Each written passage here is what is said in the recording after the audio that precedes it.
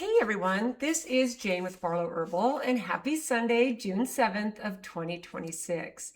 Now, I had a really great thought today that's been popping in my head for a long time, and it's made me really grateful for it. And this is the idea of taking suffering, which we all do as humans, whether it's grief, anxiety, fear, all the things that cause us stress, sadness, all the things, and turn them into something creative. And that's why I've got, I was showing a friend some of my artwork, and I this week, and I left them up because this is some of my channeling. When the world seems crazy, I go into creation mode, and it's always saved me, if you will. So I wanted to just go through my journaling thoughts on this week because to me, I know that most of you can relate to this because we might look at creativity, you might look at it differently after, I share some of these thoughts with you because we think it has to be art or something creative like that. But it could be making your garden beautiful or making food. There's creativity that happens in every single thing we do in our life. Okay. So I wrote this. I've lived long enough to recognize that when it feels like something is really, really hard or I'm afraid, I've realized that there's something that's new that's happening. And I've lived long enough to realize that that's a pattern. Okay. And then I've realized on a really deep level, and I've shared this before in the past, but I've realized that what I do is I just take action. I can't sit still. Okay.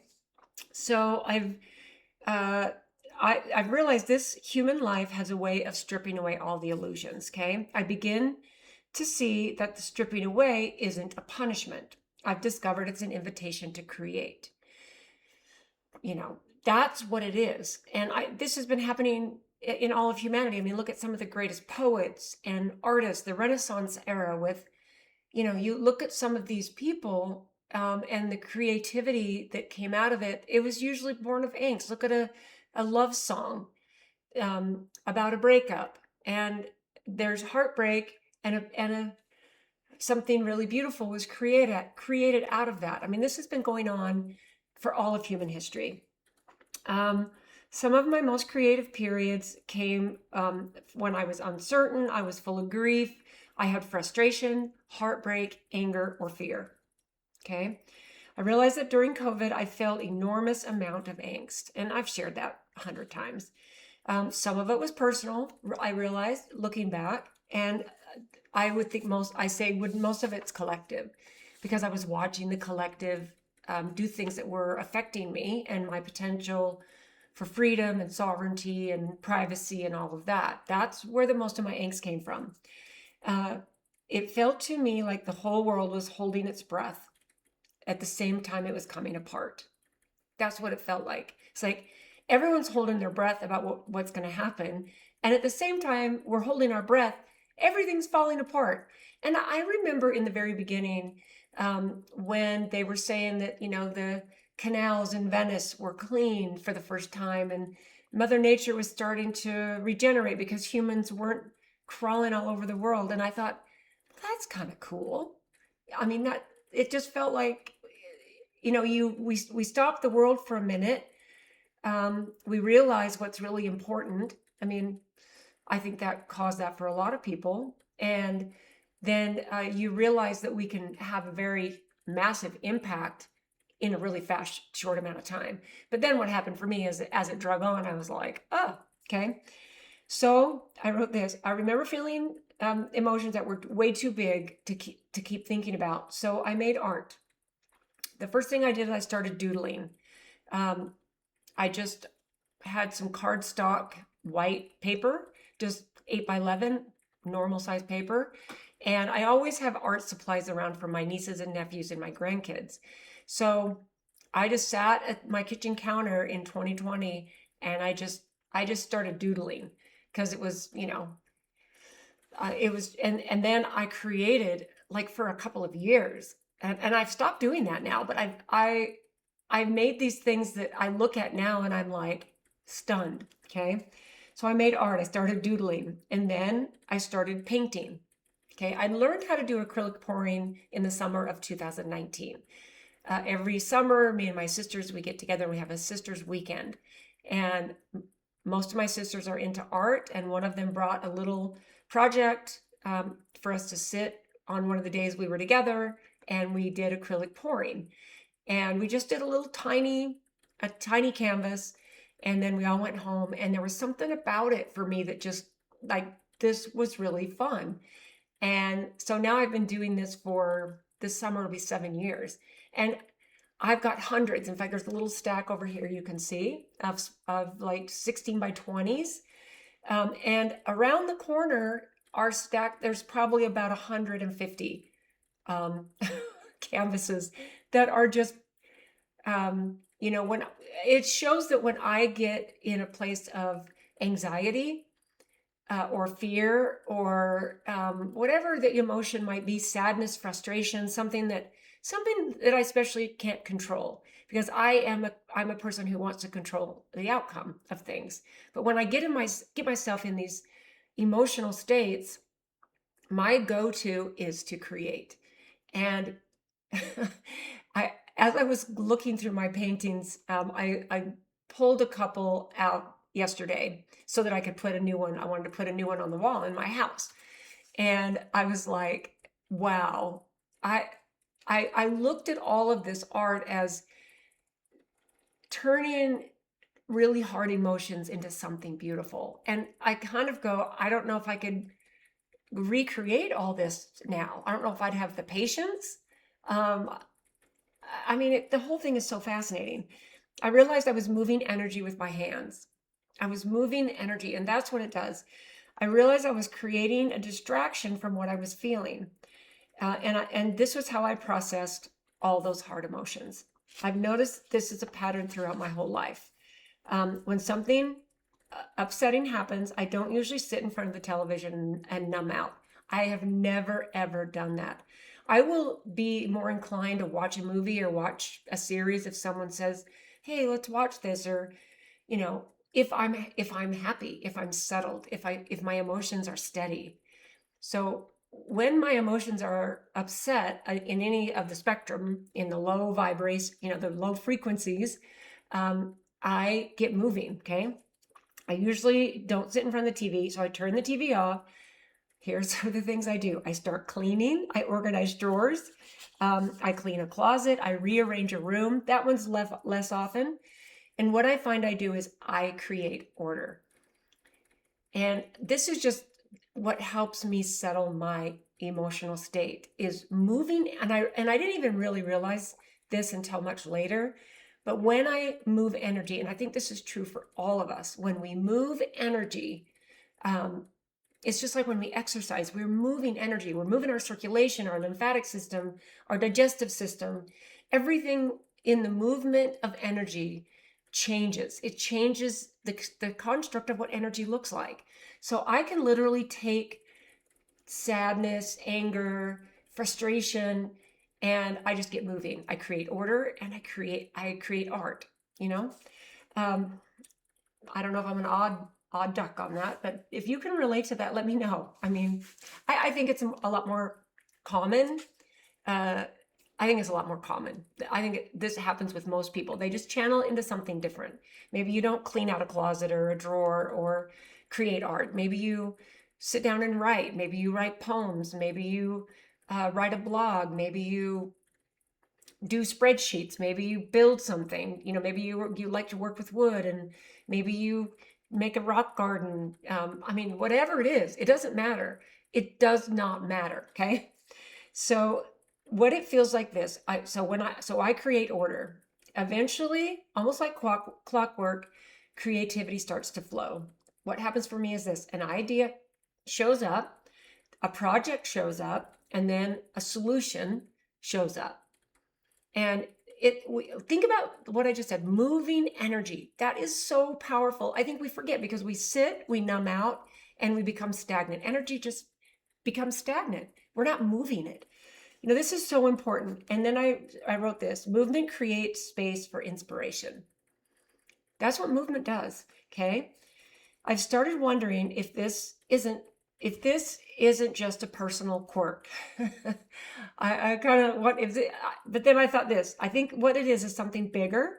Emotions are meant to move. Grief is meant to move. Anger is meant to move. Anxiety is meant to move. These things are meant to move. And I, short of saying I'm going to go see a therapist once or twice a week, which I also think therapy is just great and fine for those that it resonates with. But for me, it's about creativity and movement, the pure movement, whatever that looks like. And thankfully for me, exercise has always been a part of my entire life. We did it with my dad and mom. They would take us up in the mountains for cookouts and hikes, and we were always outside, moving around the whole neighborhood. And I was born in the era where we could go outside and we didn't come in until it was dark. In the summer, we'd be out, and there were nights I remember my mom would say, "Oh, there you are," and it was super late and super dark, and there were a couple times when she'd be like, "You can't be out, let me know, come home when it gets dark." Anyway, we're meant to move. So here's a question I ask: What if the problem isn't that we feel these things? What if the problem is that we've forgotten what to do with them? Okay. The problem is not that we feel them. The problem is we have forgotten what to do with them. What do we do with all of this grief? What if you're not a songwriter and you don't know you know, how to move the grief out of your body? Okay. I mean, this week, my accountant had two very dear friends pass away very recently, within a few days of each other. And there's devastating grief there, but then what do we do with it? Okay. This is what I think. We were taught to suppress, distract, medicate, argue with these emotions. And then the worst thing of all is we were taught to project them onto other people, which then it serves no one. And then you've got another person that's now absorbing your emotions, your grief. And I'm not saying that you shouldn't talk to somebody and you shouldn't share your emotions and heal them, and because that is a part of the healing process, whether it's anger, fear, grief, whatever it is. Okay. But what if emotions are actually raw creative energy? Like that just dropped in like, holy cow. Emotions, even happiness. So I'm not just even talking about the lower vibrational emotions, which I am mostly talking about that, because that does seem to move us to do things that we need to deeply distract ourselves from the craziness of emotions that can tend to consume us. I remember then there's been many times in my life, when I went through a divorce in my mid 30s, there were a lot of raw emotions there. And I actually full on went into a business creation with one of my sisters. We built a health club. We built a huge, massive fitness facility. And and I was going through a lot of really hard things emotionally. So what if emotions are actually raw creative energy? Raw creative energy. How amazing is that? And how does that change everything for you? So what if they are actually an invitation to create? So here's the cool thing. Think about the ancient alchemists. Okay, they believed that lead could be transformed into gold. And that's exactly the same concept. So I don't think that they were talking about metals. I think they were talking about consciousness. So you remember, if you have read the book The Alchemist by Paulo Coelho, I've read that book several times. It's a crazy great story. If you've never read The Alchemist, it's on my short list of 10 books that every person should read. Super, super good book. So I don't think they were talking about the metals. I think they were talking about consciousness, okay, which is gold. When you are able to raise your consciousness and we're in a time of great remembering, and I think that's where some of the pain comes for some people. I think they were also talking about the human experience itself, because here's what I realized. You can take heartbreak and you can turn it into wisdom. You can take grief and turn it into compassion. You can take confusion, this is the big one, and turn it into curiosity. instead of just being overwhelmed and confused, say like about what's happening here in the middle of 2026, turn that into curiosity. You know, like I talked about in last week's video, flow, go with the flow. Everything is working out how it's supposed to. And if you can look at it with curiosity rather than confusion, that changes everything. Okay. And then anger, you can take anger and turn it into something that improves the world. You know, a lot of people do that, into something beautiful. Creativity is one of the greatest forgotten spiritual practices. I truly believe that. And I don't think it's because everyone needs to paint or write poetry or do the stuff, all the stuff I do. No, no, no. It's because creation itself feels like like it's sacred. Just the act of creating. This might be creating beautiful meals for your family. All of it's creativity. All of it. All of it. Even like I said earlier about organizing a cupboard or organizing a bedroom, rearranging furniture. All of this is at the crux of it moving energy, right?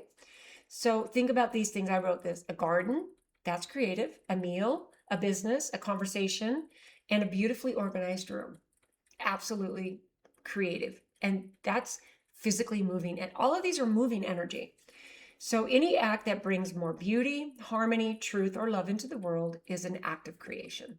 Every single act that brings these things into the world is an act of creation. If you love to go sit and volunteer, love to go volunteer at, say, a retirement home or an assisted living facility.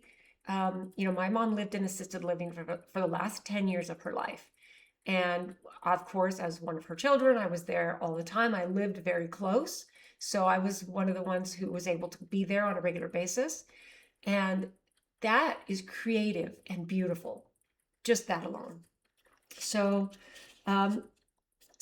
this is why this moment in history fascinates me so much. Okay. And I wrote that after I wrote, any act that brings more beauty, harmony, truth, or love into the world is an act of creation. And this is why this moment in history fascinates me so much. Okay, it feels like we're standing in the great in-between. That's where I think it can feel so confusing for people. Think about when someone ends a job, and before they get a new job, they know they need to leave a job for whatever reason.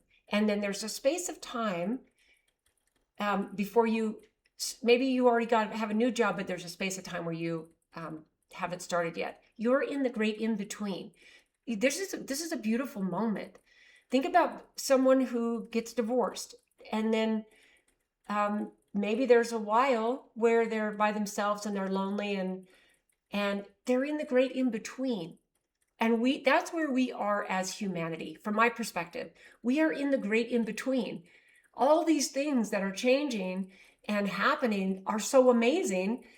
And because we're in the uncertainty in between part, that's what freaks us out, right? So it feels like humanity is standing in the great in between. The old story is done. And this is what I think the old story is. First of all, endless consumption. That's what I wrote. This old story is about endless consumption. It's also about the idea, it's a stupid story of separation. We are separate. We are separate from each other. We are separate from God. No, we are not separate. We are all connected. In every way, we are connected. That is a great lie. And we are in the in-between part of all that. And then this to me, our value, see, the story that our value comes from achievement and only achievement. Oh, you have a PhD. Oh, you have this degree. Oh, you've accomplished this. Oh, you make this much money. That becomes our identity. And that's a lie. And we're in between all this stuff. And then the biggest one, that we are powerless. Okay? We are in a big remembering. People are realizing just the creative power that we are as these divine sparks of pure love and light. It's such a great thing. And it feels like right now everything is unraveling right in front of our eyes. Okay? And here's what I decided. It can feel frightening, but there's something really hopeful. That's well, and I wrote that. There's something hopeful underneath it. But this is what I also think. I heard a speech by Jim Carrey once. It's a really famous speech. He gave it, it was a commencement speech. And he said that hope is a beggar because you're just hoping something happens rather than just being proactive, being creative, all the things I just talked about. So I think hope is still good, but we shouldn't pin our stuff on hope, all the things, right? And here's the thing, it's a remembering, a great remembering. I realize that people are beginning to rediscover that there is something sacred at the very center of what it means to be human. Okay? And no institution can either grant that to us or take that away from us. Some call this our soul, our spirit, Christ consciousness, or simply love. Okay? Whatever name we give it, I think what's happening is really many people are reaching toward it. And here's the cool thing, many younger people, because they see. I think a lot of these people are potentially third wave volunteers. If you know of Dolores Cannon's work, she has a beautiful book called The Three Waves of Volunteers. And it's I read it several years ago, amazing. And I think that a lot of these these younger people, they are here to help us remember too. And I think they're part of the third wave of volunteers, right? And this actually then what this made me think of when I thought of the younger generations and how the remembering is stronger for them, and it's really beautiful to watch. It made me think of my grandkids. So here's how I'm going to end this. When I think about what I want to leave behind for them, it isn't money or possessions that come to my mind first.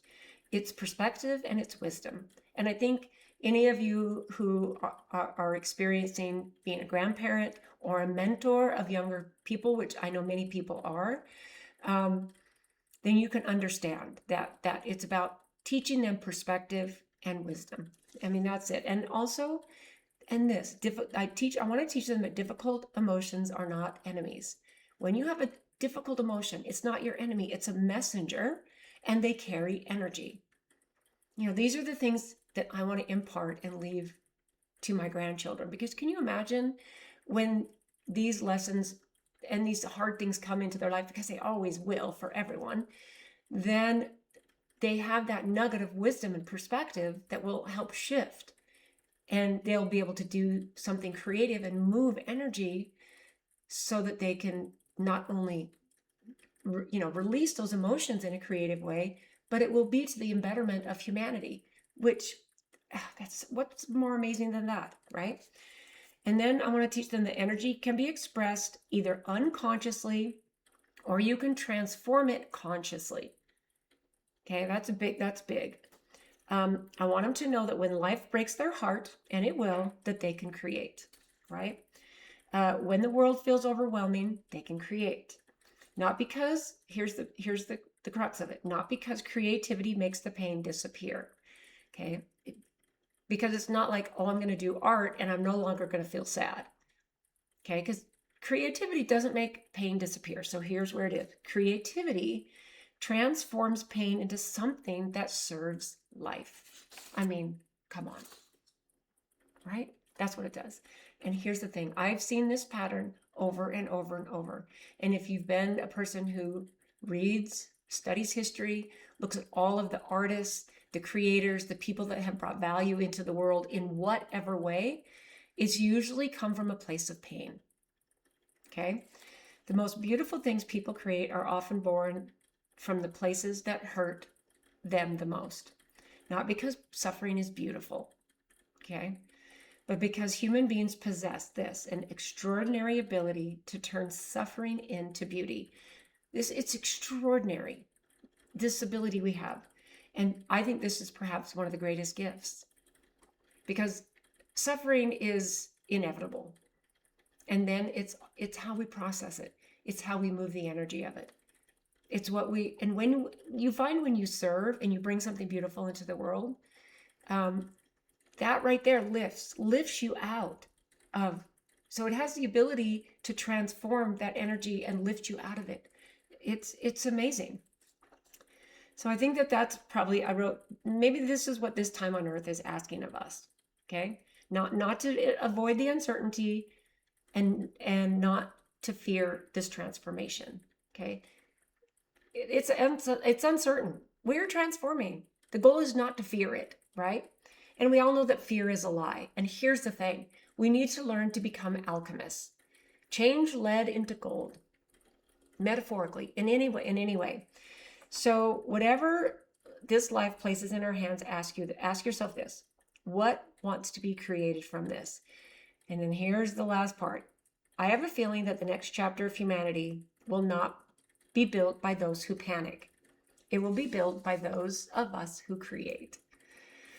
So there we go. First week of June is behind us, and I would love to know what it is that you love to do that you might not realize that was creative until you watched this and you thought, oh yeah, I create all the time, all day, every day.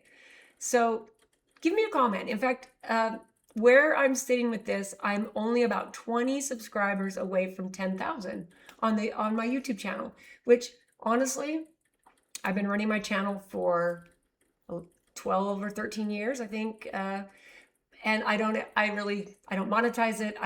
I am not, but it's kind of a fun number to watch get to almost 10K. So let me know what you think about this beautiful idea of turning human emotions, especially the ones that really get us down and make us want to numb out, into something beautiful and creative, because we all have this extraordinary gift of doing that.